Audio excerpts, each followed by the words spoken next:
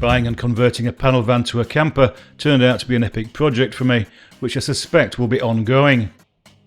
Despite doing a great deal of research and planning before I started, once I'd lived with a camper for a while, I felt that not only were there changes and modifications I wanted to make immediately, but that if I did it all again, I would do it differently. The wonders of hindsight. So despite having issues with the electronic ignition system and now with an ABS sensor fail, I would still choose a long wheel-based Sprinter as the donor vehicle because whilst sometimes a tad difficult to park in the supermarket car park, it offers the internal volume to make the habitation area a micro home from home. This video shows the various components of the project in chronological order, so hopefully you can see some of the interdependencies, and if you're interested in the detail, then there are individual videos in my campervan conversion playlist on each of the steps.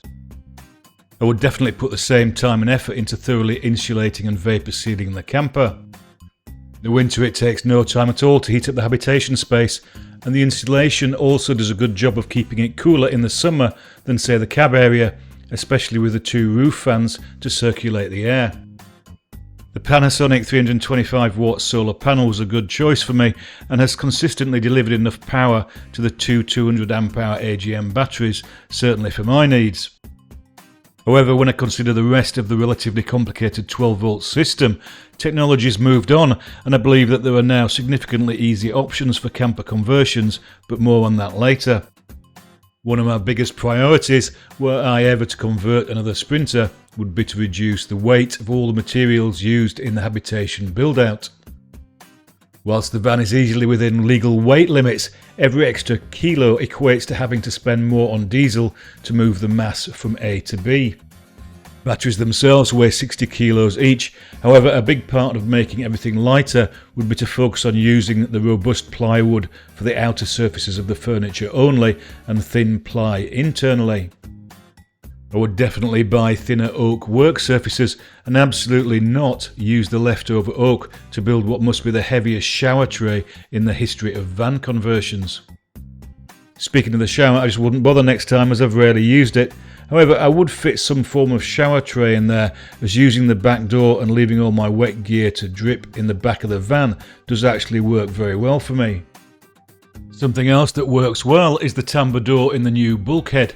However, in version 2 I would make it wider to allow in more light, and so that using it as a quick route from habitation to cab felt less like pulling a cork out of a wine bottle. Using marine hatches for the overhead cupboards and in other parts of the furniture works really well, and I've not regretted fitting hydraulic arms to keep them open. I did have an issue with the rear Fiamma roof vent leaking very early on, which I think was down to an over-reliance on Sikaflex to lift it above the roof ridges. Resealing it and covering all the joints with aluminium tape when the Sikaflex was still tacky seems to have solved this.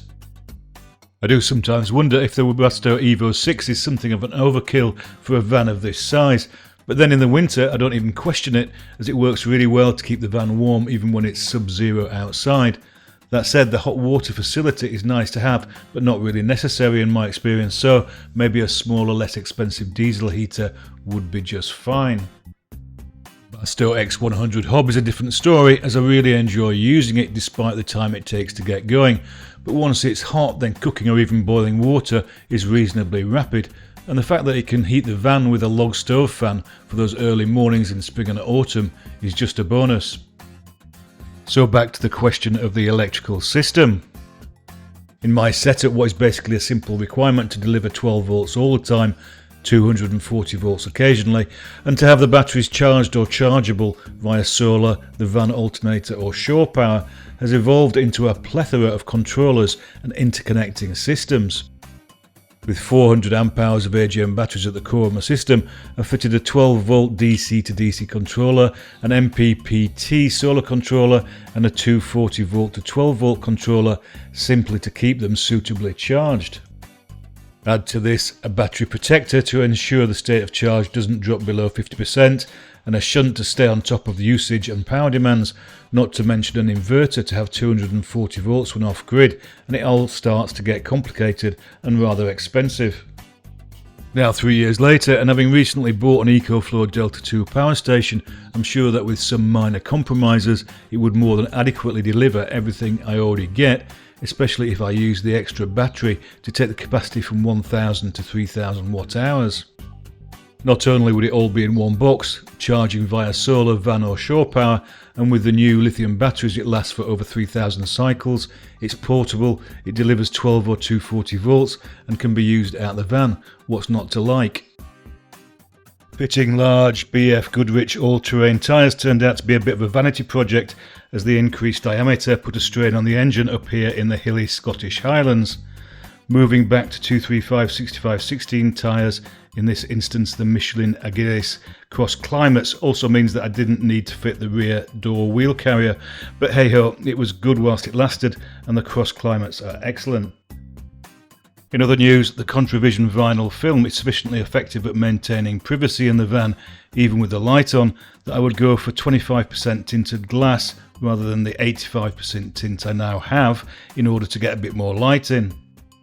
My next task is to remove the front passenger seat and fit a dedicated dog crate for my still growing Malinois Dutch Shepherd puppy, and hopefully I'll be able to show how this went in a future video.